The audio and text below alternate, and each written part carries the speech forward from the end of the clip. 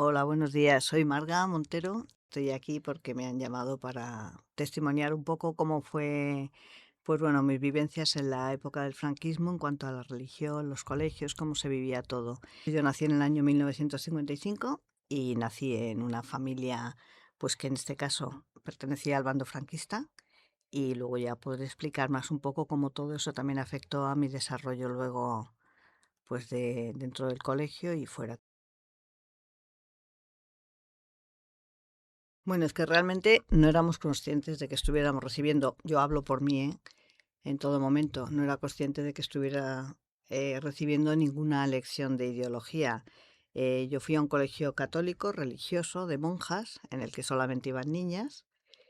Mi familia era católica y franquista, lógicamente porque mi madre, bueno, pues tenía un hermano que había estado en el frente, le habían fusilado, le habían matado.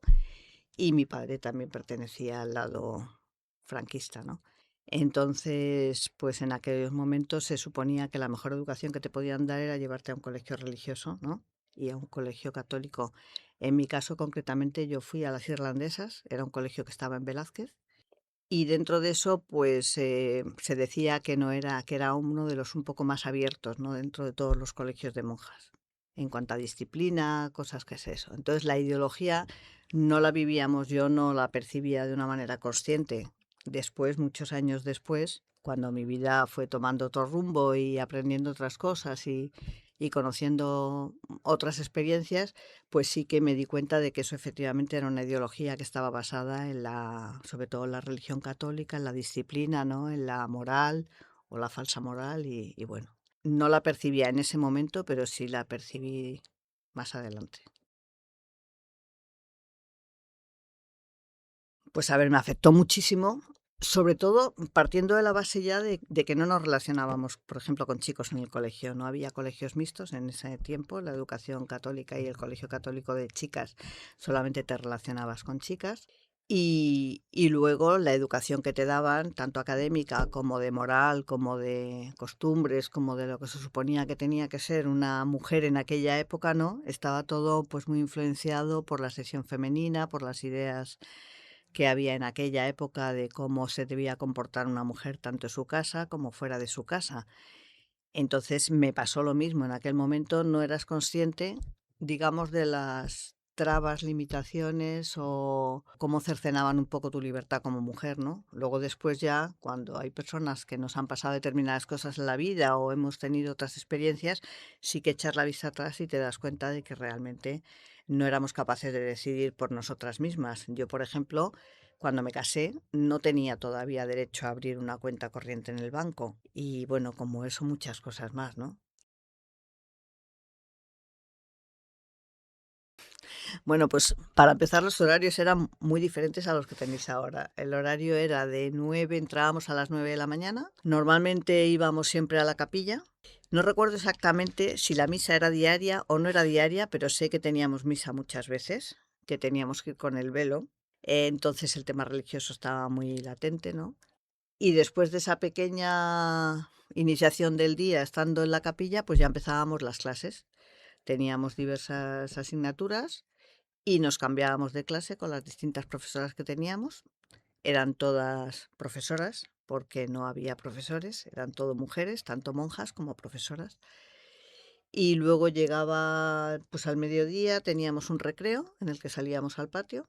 Mi colegio tenía, las irlandesas tenía, pues era un colegio como con mucha fama, ¿no? En aquella época y tenía unas instalaciones tanto deportivas como jardines y tal, pues bastante buenas. Entonces estábamos en el recreo, volvíamos a clase, yo me quedaba a comer, nos llamaban, no sé si ahora se sigue llamando así o no, medio pensionistas. Entonces las medio pensionistas nos quedábamos a comer en el comedor y luego después teníamos otro ratito de, bueno, pues de salir al recreo y hacer lo que queríamos. Y luego teníamos las dos últimas clases hasta las 6 de la tarde, que es cuando volvíamos ya a casa.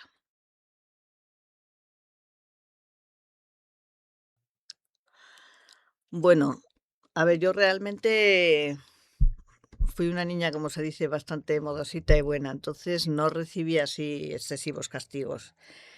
Ahora os voy a contar una anécdota que sí que que era un castigo, pero fuera del colegio fueron unos ejercicios espirituales que nos fuimos a hacer a la Sierra de Madrid. Pero dentro del colegio, en los colegios de monjas, al menos en el mío, en las irlandesas, no se infringían castigos físicos, o sea, no había reprimendas físicas. Los castigos eran, pues vete al rincón, depende de la edad que tuvieras también, obviamente, ¿no? Pero vete al rincón o salte de clase o estás expulsada 1 o 2 días en tu casa, ¿no?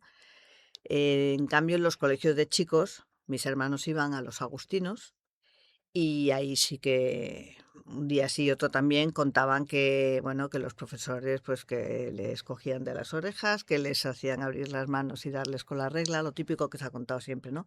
O con los nudillos, o poner los nudillos y eso. Entonces ellos sí que sufrían castigos, entre comillas, físicos, ¿no? Tampoco eran unas palizas, pero sí que se pegaba. Mientras que, por lo menos en mi colegio, en las irlandesas, no existía eso.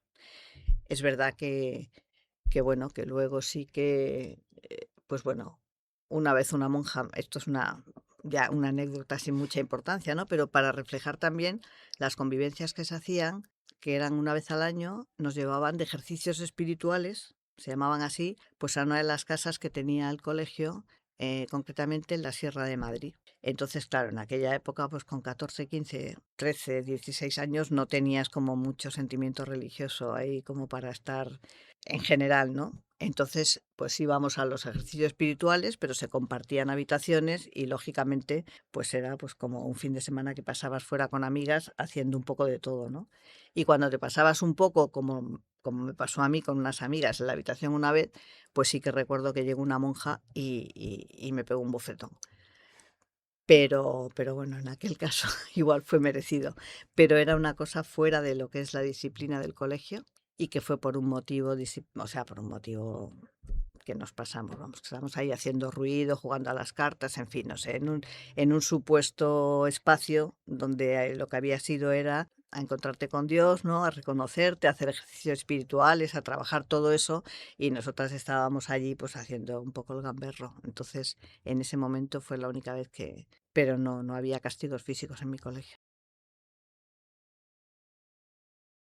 Bueno, pues la verdad eso es una pregunta que en aquel momento no me hacía nunca, ¿no? O sea, no me podía plantear si la educación que estaba recibiendo religiosa iba a influir en mi vida en algunos aspectos o no.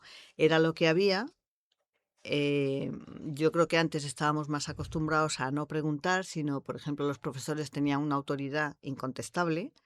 Entonces a un profesor no le podías discutir o decir o rebatir determinadas cosas, ¿no? Entonces la religión estaba patente en el colegio desde que llegabas hasta que salías. Tanto por los símbolos religiosos que había crucifijos en todas partes, junto con la imagen del caudillo también, claro. Había, pues eso, vírgenes, estatuas, crucifijos, rosarios, rezábamos el rosario también. Lo que te he comentado, lo que os he comentado de que íbamos a misa. Si soy sincera, no sé si eran todos los días, pero sí recuerdo por lo menos una vez a la semana sí que íbamos a misa. Teníamos que ir con el velo. La misa era en latín, por ejemplo. El cura, el sacerdote, hacía la misa de espaldas a los fieles, de espaldas a nosotros. Y todo estaba como imbuido, toda la enseñanza estaba imbuida dentro de esa religión y de ese catolicismo que se llevaba en aquella época, ¿no? Entonces, a mí personalmente me influyó mucho. Yo no era consciente en aquel momento hasta qué punto, pero sí después, a lo largo de mi vida, pues me he ido dando cuenta de que yo he vivido pues muchas cosas con miedo, con culpa, con sentimiento de que todo era pecado, de que te podías condenar, el miedo al infierno, el miedo al purgatorio, el miedo al limbo. Por ejemplo, somos 7 hermanos, pues el tercero, mi tercer hermano, falleció. Y cuando te decían que no estaban bautizados porque no había dado tiempo a bautizar a un niño o lo que fuera, pues que ese niño estaba en el limbo. Entonces yo siempre, claro, te imaginabas cosas cuando no eres consciente de lo que quieren decir esas palabras, te imaginas determinadas cosas, en mi caso horribles, ¿no? Entonces yo me imaginaba el infierno que realmente me estaba quemando, o sea, calentito, calentito. El limbo, pues decía yo, pero ¿y qué es el limbo, no? O sea, es algo donde estás ahí, que te quedas como perdido, colgado, ¿no? Pero en aquel momento eran cosas que nos parecían absolutamente asumibles. O sea, tú asumías que si te portabas bien te ibas al cielo, que si te portabas mal, desde luego te ibas al infierno, que si te portabas regularcillo, estabas ahí en el purgatorio una temporada. Pues bueno, tratando de arreglar las cosas, ¿no? Para ir al cielo, y ya lo del limbo era muy fuerte. Pero en aquel momento, por ejemplo, que todo eso tenía que ver con el, creo yo, con la manera de influirnos a través de la religión, de la doctrina católica, de cómo había que ser, de que solamente había una forma de ser, de que solamente había una religión auténtica, una religión única. Y a mí todo eso en aquel momento, pues bueno, no era consciente, pero sí me marcó. Pero cuando sí he sido consciente ha sido después, ¿no? Cuando me he dado cuenta de muchas cosas. Yo, por ejemplo, pues era una persona que iba a misa todos los domingos, aparte de las misas que oía en el colegio, ¿no? Pero ya llegó un momento en mi vida en el que realmente yo decía, ¿por qué estoy yendo? O sea, te cuestionas un poco tu religiosidad, ¿no? Y dices, me parece perfecto la gente cristiana católica que lo, porque además me parece que es respetable que cada uno quiera tener la religión que quiera, ¿no? O las creencias que quieran, sin ser religión o no ser religión, espiritualmente, lo que sea. Lo que me parece absurdo es que tú estés haciendo determinados actos religiosos pensando en la misa, pues en otras cosas, aburriéndote. O sea, era como que en un momento en mí se produjo como un choque, ¿no? De decir, a ver, ¿qué es lo que realmente hago yo por mí misma, ¿no? O sea, qué fe o qué religión tengo yo realmente como para seguir haciéndolo. O todo esto me viene de, bueno, pues de que me han metido realmente un miedo, pues un miedo a que si no vas a misa, pues es pecado. Luego los pecados eran mortales o veniales, los veniales todavía, pero los mortales, claro, es que eran, te imaginabas ya, pues eso, ardiendo en el infierno. Entonces, estas cosas que a lo mejor parecen muy exageradas diciéndola ahora y que igual pueden resultar exageradas contándolas como las estoy contando ahora, ¿no? Es verdad que nos condicionaban mucho a la hora de sentir mucha culpa, sobre todo las mujeres estoy hablando. Mucha culpa con todos nuestros actos, con todos nuestros comportamientos, con cómo teníamos que ser, porque a las mujeres sí que se nos exigía más un determinado comportamiento moral que a los hombres. Y ya no hablemos de temas del sexo ni de cosas de esas, ¿no? Porque, claro, había mucha diferencia. Entonces, el que fuera un colegio religioso y el que me inculcaran en esa religión y en esa fe, pues creo que a lo largo de mi vida después sí que me ha afectado bastante. Pero bueno, me ha afectado también para darme cuenta, creo yo, de que, bueno, de que lo más importante es el respeto, ¿no? Y que cada uno elija la libertad que quiera, tanto religiosa como moral, como siempre que esté de acuerdo con las, o sea, con su honestidad y con los valores que yo creo que tiene que haber en la vida. Bueno, pues yo creo que la palabra está muy bien porque efectivamente desde el catecismo que teníamos hasta luego todas las cosas que nos leían del decálogo de la buena mujer, de cómo tenían que ser, de Pilar Primo de Rivera, sí que es verdad que ellos en los colegios católicos se intentaba inculcar una sola doctrina, que era la doctrina católica, y estaba muy relacionada también pues con el tema de la dictadura y de la política que había en ese momento, ¿no? Porque uno y otro, Iglesia y Estado, iban de la mano y estaban, pues bueno, muy en consonancia con muchísimas cosas morales y disciplinarias y de normas y de todo tipo, ¿no? Entonces, sí que había una tendencia para que tú te repitieran las mismas cosas, leyeras el catecismo, supieras los pecados que son.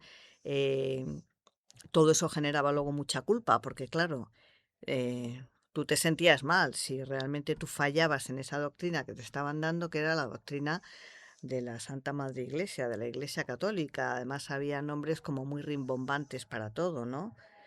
Y, y había cosas que yo, por ejemplo, no entendía nunca. No digo que no haya gente, cristianos, católicos y tal, que por supuesto, pero yo lo de la Santísima Trinidad, Padre, Hijo, Espíritu Santo, cómo nos imaginábamos, es que es muy fuerte, pero yo recuerdo que yo me imaginaba a Dios que era un ojo metido en un triángulo. porque era la figura con la que se representaba el padre. Y de eso, de verlo tantas veces, tantas veces, tantas veces, al final, cuando tú vas creciendo con eso en tu adolescencia, en tus años de infancia y tal, pues que te dicen, ¿y para ti qué es Dios? Y la primera imagen que se te viene es, pues algo absurdo, ¿no? O sea, un triángulo con un ojo dentro, que luego eso tiene su explicación, obviamente. Pero como las lenguas de fuego del Espíritu Santo son conceptos como muy abstractos, que yo, por ejemplo, no llegué a entender nunca, ¿no? Y que me llevó luego a mí personalmente como a un desarraigo de no solo de la religión católica, sino de, en general de todas las religiones, porque a lo mejor precisamente por esa insistencia en que, en que teníamos que ser de alguna manera católicos, religiosos, cristianos, creyentes, ¿no?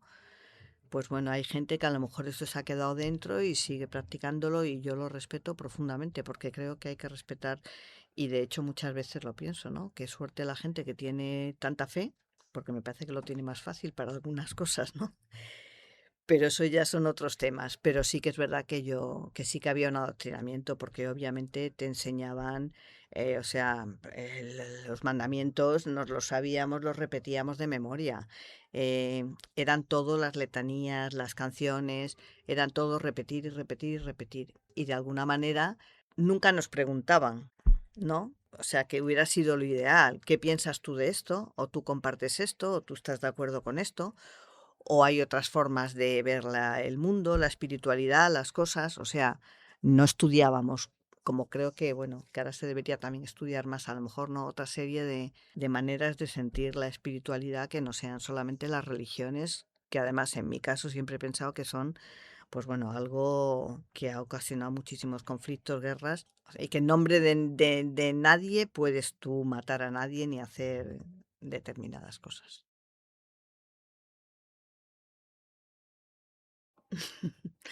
Bueno, está bien la pregunta, aunque habría que quitar la primera parte. ¿Cómo describiría a mis profesoras? Porque ya he dicho que no había profesores. Yo no había profesores masculinos en el colegio. Eran todo monjas, irlandesas unas, españolas otras, porque el colegio era irlandés, pero prácticamente la mayoría eran monjas españolas. Y luego había profesoras contratadas que sí que daban clases. Entonces, lo que yo recuerdo es que un año tras otro me seguían dando clases las mismas de, o sea, la de ciencias era la arancibia, la de latín era la no sé qué, entonces eran como muchos seguidos.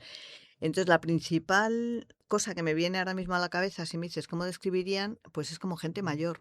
No sé si es porque yo entonces era una cría y claro, los veía como gente mayor, y igual tenían 40 años, pero desde luego, quitando una profesora de gimnasia que era más jovencita, el resto eran, a mí me parecían, pues personas muy mayores. Entonces, en el sentido físico o qué perfil de personas cogían para las clases y tal, un poco podría ser eso. Y luego, ¿cómo definirlos? Pues bueno, obviamente había algunos que te gustaban más, otros que te gustaban menos, ¿no? Según también las asignaturas que dieras, porque también ese era un tema que estaba la enseñanza, creo yo, pues muy condicionada por la época del franquismo que vivíamos y tal. Yo jamás di, por ejemplo, yo no llegué nunca a los libros de historia, no se llegaba a la República, ni se pasaba de la Segunda Guerra Mundial. En cambio, estudiabas, pues eso, a Viriato, a Pelayo, los reyes católicos, a Boabdil, te sabías la lista de los reyes godos. Era una metodología de estudio absolutamente diferente. Entonces, los profesores en ese sentido no eran profesores que te motivaran, en mi caso, en mi colegio, que te motivaran en ningún caso para hacer preguntas, para cuestionarte cosas, para analizar la historia desde otro punto de vista, o la literatura, o filosofía, o bueno, filosofía ni había, claro. Y eso creo que es una diferencia importante a cómo en aquel momento se estaba dando en los colegios que no eran religiosos, por ejemplo, en el colegio estudio, en el que era una metodología absolutamente diferente. Y creo que a los chavales se les apoyaba más y se les incitaba más a pensar por sí mismos, a cuestionarse cosas, ¿no? Entonces yo sí que he hecho en falta en mi educación que era todo de memoria, bien fuera matemáticas, literatura, historia, lo que fuera, todo era de memoria. Y la relación con ellos, pues bueno, mis profesores eran, no necesitaban ser autoritarios, porque es que no había muchas, mucha rebeldía en aquel momento. A lo mejor podía haber algún momento que alguna se portara mal o que hiciera eso, pero desde luego teníamos bastante más respeto, incluso miedo, entre comillas, a cómo pudieran reaccionar ante alguna falta nuestra. Nada, yo solo espero, me encanta haber ayudado, haber aportado algo y más, y es un testimonio más personal, ¿no? Que, que hablar sobre esa época de una manera teórica o de una manera, sino que realmente a mí lo que me sale por cómo lo viví es una cosa más personal. Entonces espero haber, bueno, transmitido que lo importante es que la gente tenga ganas de estudiar, tenga ganas de conocer las cosas, tenga ganas de respetar a los demás y que eso esté por encima de cualquier tipo de ideología o de otra cosa.